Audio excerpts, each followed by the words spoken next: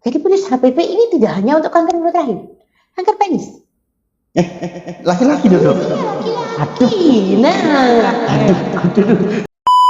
HPV itu adalah penyakit menular seksual. Melalui seksual. Ya. Jadi kanker cervix sendiri itu apakah bisa dicegah nggak sih, Dok? Selamat pagi, Werdos. Kalau kita selalu kompak banget. Selamat pagi. Kalau sama sebelumnya, aku selamat pagi, dia halo, aku halo, dia selamat pagi. Iya, udah nggak kompak banget ya, benar banget. Tapi alasannya katanya, ya memang kayak gini kok saya, padahal nggak juga ya. Nggak apa itu kayak. Bilang aja nggak mau kompak gitu loh. Iya, Oke, Mas Eta, ini hari ini tema kita hari ini sangat spesial. Wah, betul banget. Dan selain tema kita yang sangat spesial, narasumbernya juga sangat spesial. Wow, siapa karena itu? udah lama banget beliau nggak mampir di podcast Mer. Betul banget. Suaranya sudah ketemu. Oke, mungkin langsung saja Mas Eta ya. Ini dia Dr. Riza. Iya, dokter spesialis obgyn di RSIA Kendang Sari Mer. Iya, betul banget. Selamat pagi, dokter. pagi semua. Sehat semua kan? Sehat dong. Sehat loh. Bye Berdos. Hati-hati loh. Sekarang lagi musim. Apa itu, Dok? Batuk pilek. Wah, Batuk pilek. cuaca Itu juga ya, penyakit sedunia. Iya, musim hujan memang, Dok. Ih, saya lagi ini meriang. Apa itu? Menunjukkan kasih sayang. Wah, kecuali sing ada dengki bahaya itu. Nggak ikut-ikut. Oke. Langsung aja. Apa nih tema kita pada pagi hari ini, Mas Eta? Waspada kanker mulut rahim. Ya, Betul banget. adalah hal yang sangat penting. Penting banget itu ya. Ya. Kenapa itu, Dok, kok penting, Dok? Wah, itu di Indonesia masih jadi pembunuh nomor 2 wanita setelah kanker payudara. Astaga. Nah, Padahal itu sebetulnya bisa dicegah. Jadi sekarang itu fokus kita adalah bagaimana caranya kita mencegah jangan sampai wanita-wanita di Indonesia itu terkena kanker mulut rahim. ini Penting banget. Jadi primadona program pemerintah. Siap, dokter. Wah, berarti ini sangat seru tema kita pada pagi Nggak hari salah nih ya temanya. Benar sekali. Sudah sempat disondi sama dokter Rina, kalau itu pembunuh nomor 2 setelah Iya, kanker pembunuh nomor 2. payudara. Nah, berarti untuk para merdos harus benar-benar stay tune terus di YouTube ini, nggak boleh dilewatkan. Dan yang membedakan kita dengan orang-orang di luar negeri, mereka sudah tidak banyak lagi yang terbunuh oleh kanker mulut rahim. Karena deteksi dini, kemudian imunisasi dan lain-lain di mereka jalan. Akhirnya jadinya angkanya bisa ditekan. Sedangkan kita di Indonesia kita masih deteksi dini males, imunisasi masih terbatas. Akhirnya jadinya angkanya masih tetap tinggi. Oke. Mungkin kita akan bahas dari awal dulu, Dok. Dari awal ya. Oke. Untuk kanker mulut rahim sendiri, sebahaya apa sih, Dok? Sebahaya apa? Sebelum kita nanti merambat ke pertanyaan berikutnya. Jadi kalau kita ngomong tentang kanker mulut rahim, kanker ya pada umumnya, itu kita bisa bilang bahwa kalau kita ketahui pada fase dini, pasti akan lebih bagus pada waktu daripada ketahuan pada waktu fase lanjut. Nah, kanker mulut rahim ini bisa terdeteksi sangat dini sekali dengan pemeriksaan penapisan seperti pap smear dan lain-lain. Oke. Nah, burdennya adalah orang Indonesia males pap smear, males cek mulut rahim, dan baru sadar bahwa something wrong pada waktu ada keluhan. Dan keluhan ini terjadi sudah pada fase kanker stadium lanjut. Udah terlambat. Sudah nyebar, sudah kemana-mana. Dan orang di kita itu begitu tahu kalau terkena penyakit sesuatu yang cukup berat, kadang-kadang itu denialnya itu mencari pengobatan alternatif dan menghentikan pengobatan medis.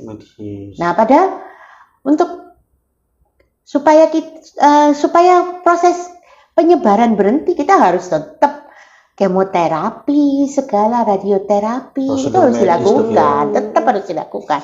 Nah, dan banyak orang berpendapat bahwa memilih untuk dilakukan, aku kalau mendengar aku harus dioperasi, pasti mikirnya, sesuatu yang sangat berat kan, dibandingkan Takut kalau Takut.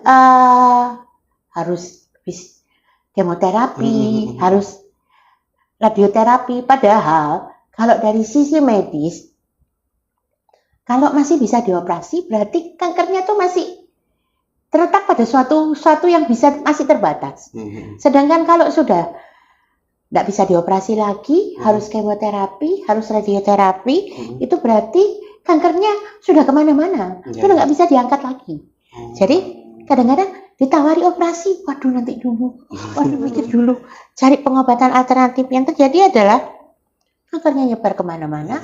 Setelah keadaan sudah cukup parah, baru mencari pengobatan yang sesungguhnya, di mana akhirnya kualitas hidup yang tersisa itu lebih jelek daripada pada waktu kanker ini ketahuan pada fase-fase awal, di mana mungkin tidak mengganggu organ-organ yang lain, seperti itu. Berarti resiko terparahnya apakah bisa sampai menyebabkan kematian, Dok? Oh iyalah, Jelas, Dok, ya? membunuh nomor 2. Wah, tuh. Apa saking parahnya itu karena menyebar tadi, Dok, bisa menyebabkan kematian. Berarti akan menjadi komplikasi gitu, Dok? Menyebar ke ginjal, menyebar ke paru-paru. Wah. Paru-paru sesek, ginjal cuci darah. Wow. Wah, itu Firdaus, berarti memang harus hati-hati jadi nggak bisa disepelekan maksudnya. Iya. Nah, paling nggak para medis itu paling nggak harus tahu dulu nih apa penyebabnya. Jadi apa, Dok, untuk deteksi dini untuk biar tidak terkena kanker Kita ngomong penyebab dulu ya. Iya, penyebab. Penyebabnya sebetulnya adalah virus. Virus Ini ditularkan melalui hubungan seksual. Oke. Jadi ada virus yang dinamakan sebagai human papillomavirus. Oh. Nah, atau kita kenal sebagai HPV atau bahasa Indonesianya HPV. Oh. Jadi human papillomavirus ini adalah penyebar dari kanker mulut rahim. Yang paling ada beberapa jenis HPV ya.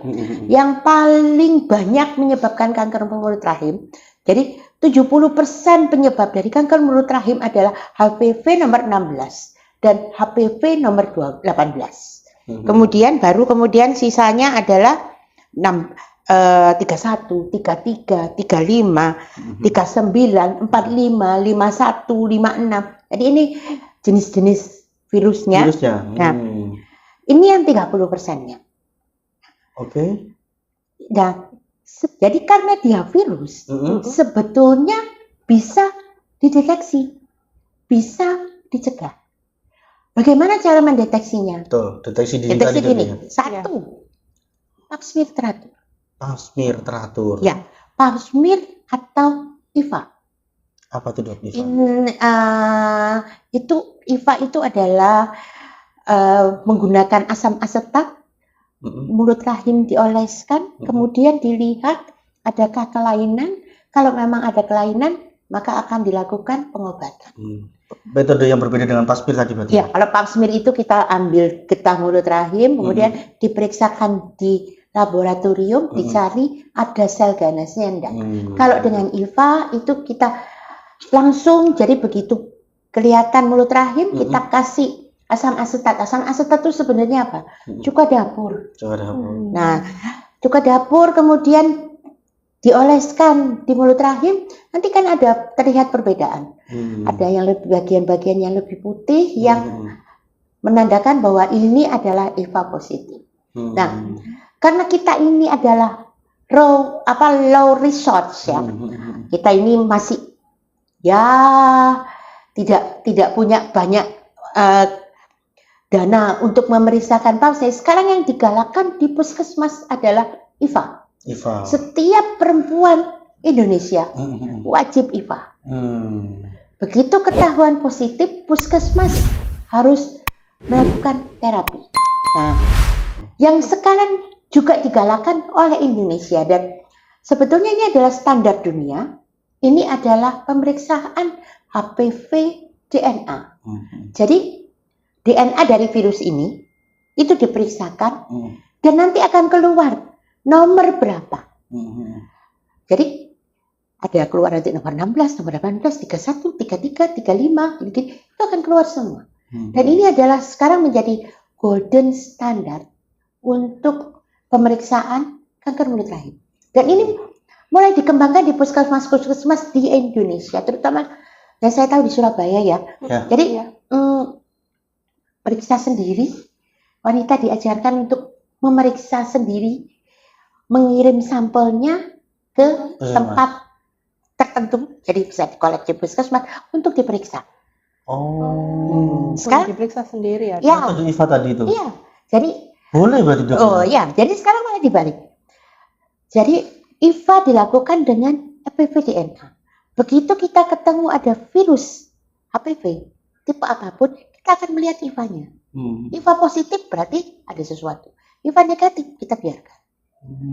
Jadi sekarang Indonesia kita mulai untuk lebih mengejar, karena apa?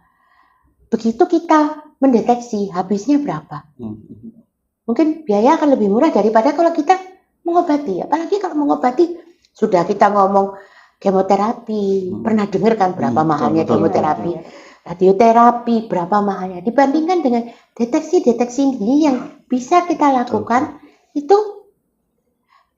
jauh lah lebih murah. Lebih murah kita mendeteksi daripada kalau kita mengobati. Dan jangan lupa,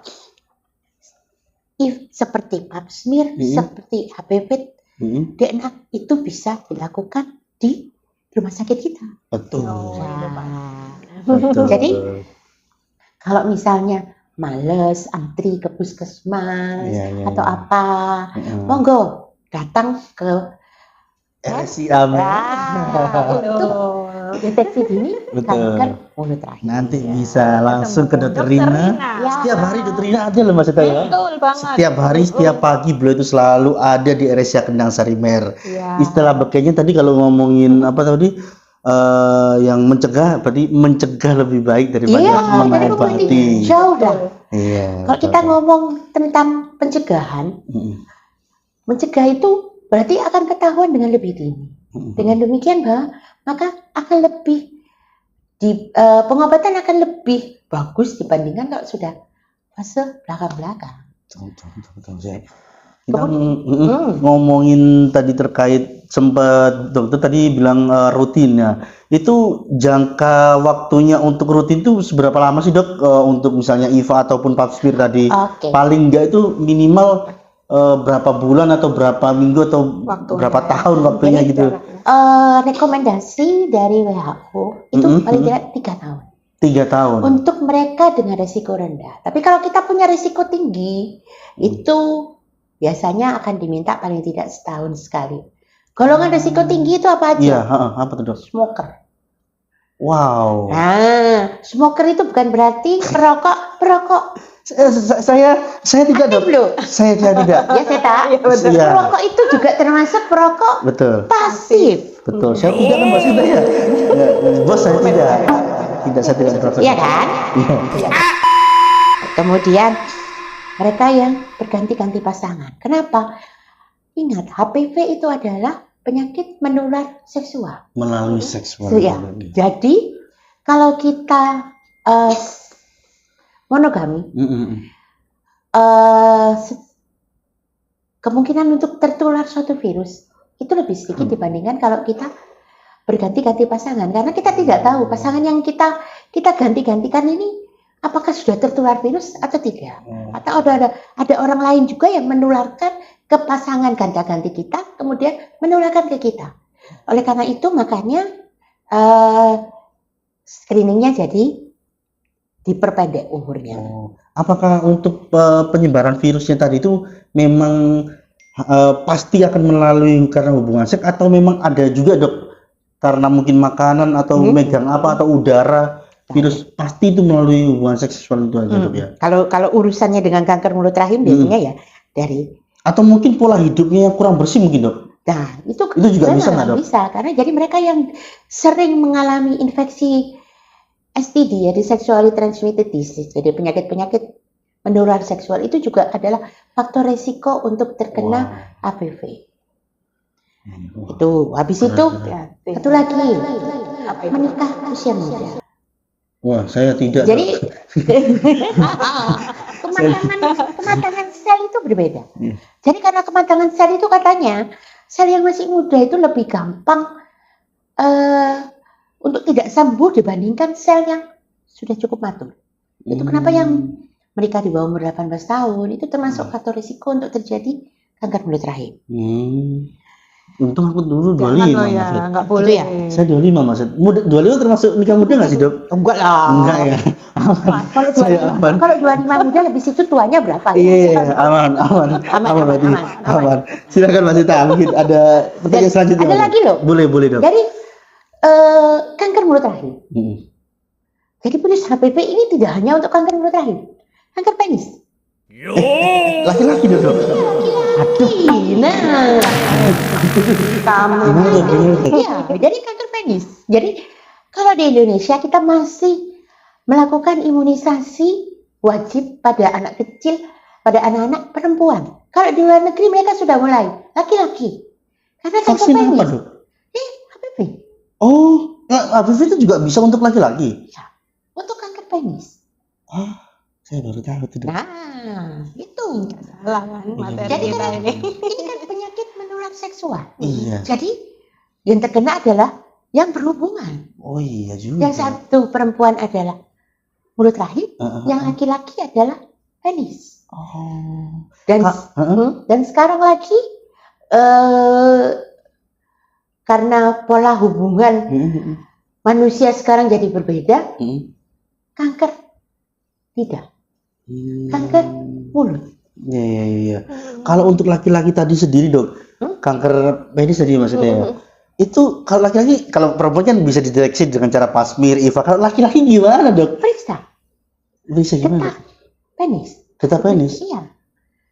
Jadi mereka-mereka yang tidak sirkumsisi kan kadang-kadang ada tutupan. Nah, tutupan itu kita buka kemudian diambil. Laki-laki juga bisa. Jadi, kalau yang sudah sirkumsisi, Dok? Di sirkumsisi ya getahnya diperiksa. Cairan penis. Kan ada cairannya kan? Lumasnya kayak gitu kan? Nah, itu bisa diambil untuk diperiksakan. Oh, iya. Sama, bisa periksa HPV DNA dengan itu. Oh iya, para medsos mungkin yang menonton mungkin nggak hanya perempuan ya, maksudnya laki-laki ini. Ini pengetahuan penting juga, saya juga baru tahu. Pak Angga baru tahu nggak? Gila sekali. Silakan Mas Ita. Itu makanya. Jadi kalau di Indonesia kita masih fokus pada perempuan. Kalau di luar negeri seperti di Amerika, di mana-mana tuh, di Australia sekarang mereka sudah mulai vaksinasi untuk laki-laki. Wow. HPV tetap sama kayak HPV tadi, Dok ya? Iya. Itu sebenarnya gaya hidup mereka nggak baik-baik amat kan dibandingin sama kita ya. Iya, kan nggak semua mesti aware kan, Dok ya, terkait kanker serviks. Kira-kira ada yang muncul nggak sih gejala awalnya gitu, Dok, supaya kita ini bisa segera menuju ke dokter untuk pemeriksaan gitu, dokter. Kalau awal-awal sih hampir-hampir nggak ada gejala ya. Gejala yang paling sering menyebabkan orang itu datang untuk periksa adalah perdarahan. Baik itu perdarahan di luar siklus haid ataupun perdarahan pada waktu setelah berhubungan. Ini yang paling sering membawa orang-orang dengan kanker mulut rahim untuk datang ke fasilitas kesehatan. Tapi selain itu juga kadang-kadang timbul keputihan yang berbau. Kadang-kadang timbul rasa nyeri, nggak enak gitu di daerah bagian bawah perut. Nah, tapi harus ingat bahwa sebetulnya gejala-gejala ini muncul kalau sudah stadiumnya cukup lanjut. Nah, jadi untuk mengetahui kita ini lagi ada kankernya atau tidak, ya kuncinya adalah pap smear, IVA atau HPV-DNA. Ya, rutin tadi yang harus rutin. Karena apa? Tadi saya pernah ceritakan kalau sudah 1A itu belum kelihatan, 1B itu baru kelihatan ada seperti titik, dan 1B itu obatnya sudah operasi. Oh, Yang awal-awal seperti cuman ada perubahan sedikit-sedikit yang mengarah ke keganasan itu hanya terdeteksi lewat pap smear, IVA ataupun ppdna. Itu kenapa jadi ayo mulailah kita untuk aware dengan pap smear teratur atau IVA teratur atau HPV tes HPV DNA yang teratur. Dengan demikian maka ketahuan jadinya dalam fase-fase dini. Siap. Kanker serviks sendiri itu apakah bisa dicegah nggak sih, Dok? Bisa lah. Nah, kalau bisa gimana tuh, Dok? Dengan cara seperti apa metodenya, Dok? Pemeriksaan deteksi dini. Jadi begitu ada kelainan mengarah pada keganasan, kita langsung mengobati. Atau kalau ternyata hasil tes HPV DNA-nya ternyata ada virus dan ada kerusakan pada mulut rahim, maka kita akan langsung melakukan pengobatan. Pengobatan pada tahap awal itu tidak memerlukan operasi pengangkatan kandungan. Cukup lesinya aja yang dibakar atau lesinya aja yang didinginkan, cukup seperti itu. Nah, kalau udah masuk ke kanker, pengobatannya nggak ada lain, angkat kandungan. Selama masih bisa. Kalau sudah nggak bisa lagi, ya berarti kemoterapi dan radioterapi. Wow, itu udah sangat parahnya, Dok. Berarti kayak ada grade-nya gitu, Dok, ya? Ada grade-nya. Jadi kankernya tadi, Dok, kayak ada level-levelnya. Ada jadi kita bilangnya CIN sampai dengan stadium lanjut. Itu bisa semua terdeteksi dengan deteksi dini. Nah, akhir-akhir ini mungkin sekitar 20 tahun terakhir itu mulai diperkenalkan pencegahan dengan cara imunisasi. Imunisasi untuk virus-virus HPV. Sampai sekarang aku nih jadi cerita imunisasi ya. Boleh, Oke ya. Jadi, imunisasi itu dulu diperkenalkan mungkin sekitar tahun 2006, 2008 lah. Itu dulu cuma 2 macam.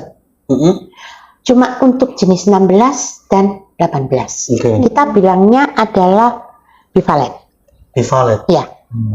Bivalen itu 16 sampai 18. Karena 70% ini penyebabnya adalah 16 dan 18.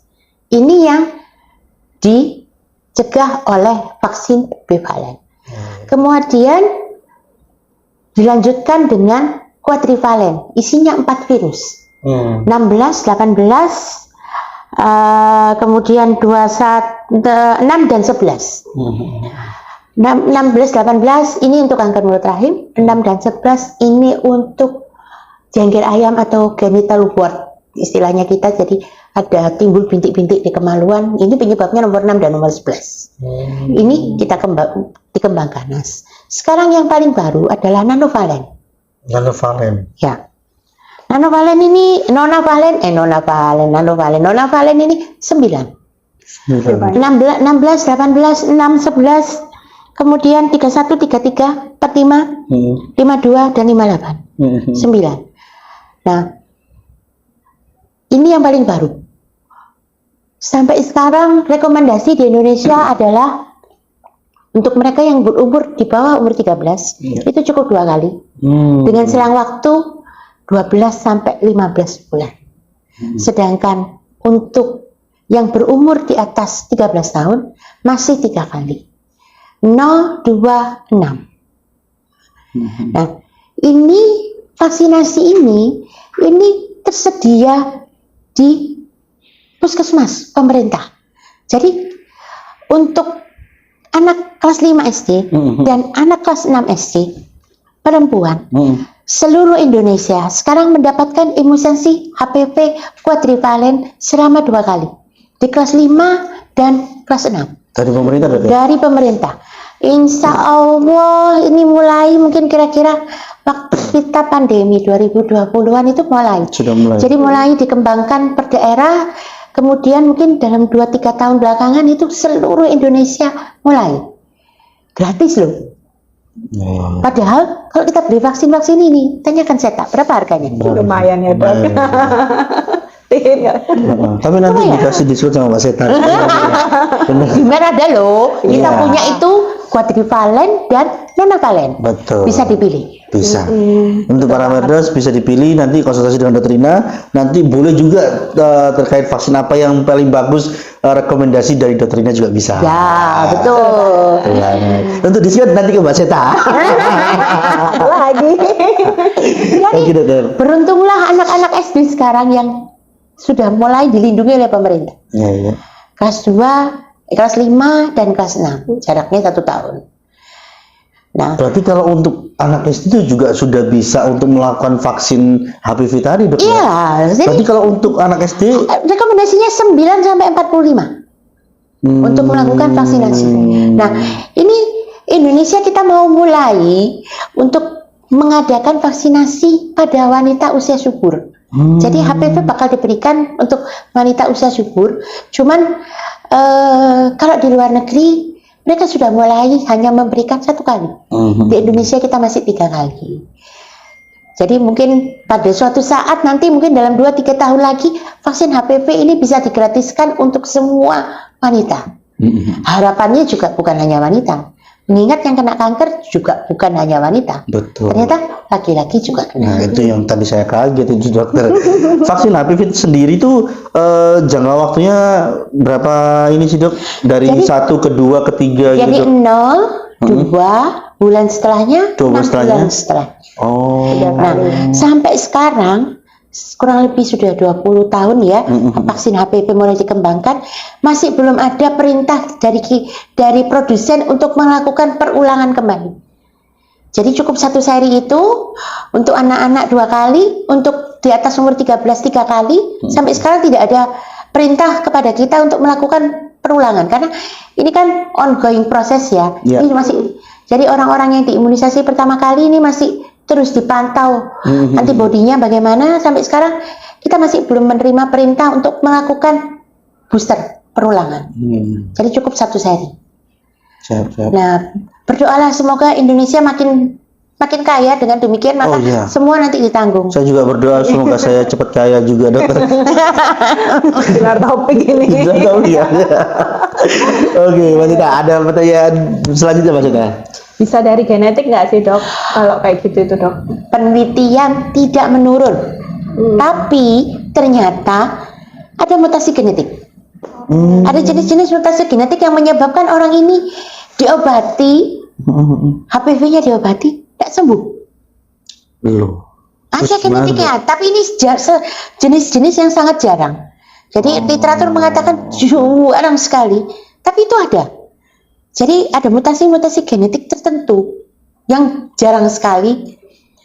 Ini pada orang-orang ini terkena HPV, saya nggak bisa sembuh. Akhirnya Padahal jadi- sudah divaksin, dok, ya? sudah divaksin, sudah diginikan. Terus nanti Jadi mudah berarti, terkena, jadi dia gampang banget kena gitu loh jadinya. akhirnya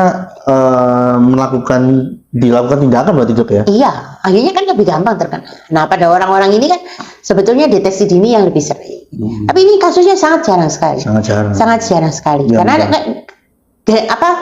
kode-kode genetik yang berubah. Nah, sedangkan menurun dalam keluarga itu tidak. Tapi yang paling penting adalah sebenarnya adalah jaga gaya hidup. Iya Pola kan? hidup, betul. Betul kan? Tuh, ini pola hidupnya berantakan sekali tuh. Nggak pernah olahraga. Berarti olahraga itu juga bisa mengurangi atau bisa jadi mencegah untuk terjadinya kanker serviks juga, dok? Oh iyalah, gaya hidup sehat kan. Kayak hidup sehat juga ya. Yang penting Makanan juga, dok? makanan sampai sekarang nggak ada. Enggak ada. Nggak. Berarti olahraga ya? Iya, olahraga, Merokok ngerokok, tadi. habis itu gonta-ganti pasangan, Wah. menikah di usia Wah. muda. Nah, ini Oh. yang harus kalau kalau ya kita harus aware ya. Tapi kalau misalnya kita melakukan hal-hal itu berarti ya deteksi dininya harus dikencengin. Iya kan? Kalau Iya, kita, benar. oh iya, aku kok ngelakuin gini ya, aku kok gaya hidupku seperti ini ya. Oh, iya. Berarti yang harus kita rubah adalah deteksi dini. Kalau kita nggak bisa merubah gaya hidup kita, yang harus dijaga adalah bahwa aku harus vaksin lebih teratur, aku harus IVA lebih teratur, aku harus vaksinasi, aku harus cek HPV DNA lebih teratur. Demikian. Ya, kita nggak bisa nyuruh orang untuk menuruti gaya hidup yang baik-baik saja Betul, kan. betul dokter. Apa tadi maksudnya tidak merokok, merokok yang bikin jadi kena merokok, terus ganti-ganti pasangan sama pola hidup. Wah, bukan Fendi sekali tuh.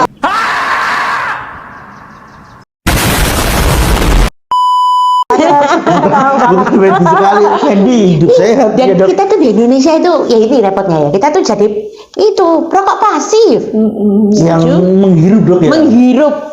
Dimana rokok itu ya di Indonesia jadi budaya kan. Iya. Kumpul-kumpul Betul. para laki-laki itu pasti perokokan.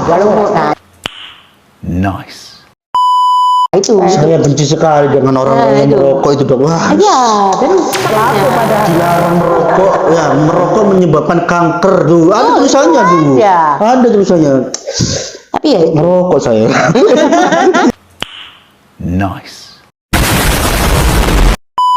ya kan, makanya kalau kita tahu oh iya aku kok ngelakuin ini, ya sudah, berarti yang harus dikencengin adalah deteksi dini dan pencegahan, Betul. imunisasi, ya kan, harus Olahraga. rajin. Dan ingat bahwa kita vaksin, tapi tidak menghilangkan kewajiban untuk tetap melakukan deteksi paling tidak 3 tahun sekali. Kenapa? Virusnya harus segitu banyak, 12. Yang kita bisa vaksinasi sampai sekarang cuma baru 9. Sisanya ini dari mana kita bisa tahu? Ya. Nah itu kenapa jadi orang dengan vaksinasi kanker mulut rahim tidak menghilangkan kewajiban untuk tetap melakukan pap smear, IVA atau tes HPV-DM. Paling tidak 3 tahun sekali. Iya, harus tetap. Karena ya itu macamnya banyak. Yang kita bisa vaksinasi cuma berapa? Sedangkan sisanya kemungkinan masih bisa untuk menulari kita. Betul. Tuh. Berarti para merdus ini harus aware ya maksudnya ya. Toh untuk cara pencegahannya tadi harus rutin untuk paspir paling nggak 3 tahun loh mbak Setia ya. Habis paspir langsung 3 tahun selanjutnya bisa olahraga, bisa pola hidup yang baik lagi, tidak merokok. Itu kan bener ya Mas Setia ya.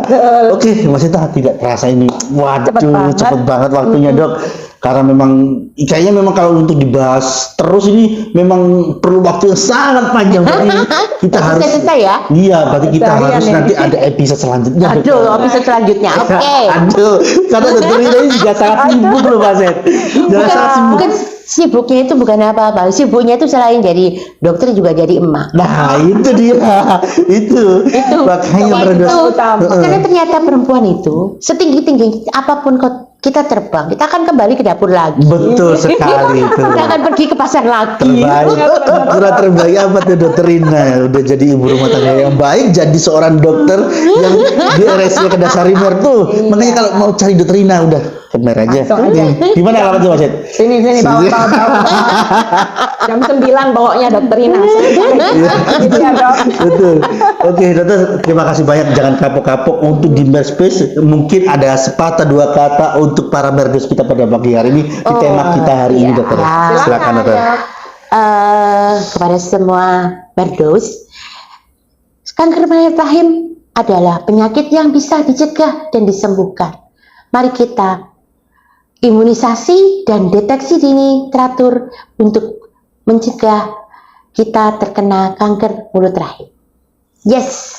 Terima kasih. Terima kasih banyak dokter. Sama-sama, jangan kapok ya. Betul, nanti harus datang lagi di Merspace ini dokter ya. Untuk para Dengan topik yang lebih menarik ya. Betul sekali. Untuk para merdus kalau mau menitipkan pertanyaan boleh silakan. Langsung aja di kolom komentar kami atau di Instagram kami, di semua sosial media kami boleh. Silakan. Mau tapi harus apa itu? Betul, tapi jangan lupa subscribe, like, share ke teman-teman semua agar kita butuh Semangat lagi. butuh follower, butuh viewer. Oke. Wih, sangat seru sekali Mas Ita. Oke, mungkin bisa kita tutup dulu ya. Terima kasih Merdus, saya Fendi. Dan saya Kita kembali lagi di Merspace selanjutnya. Dadah. Bye.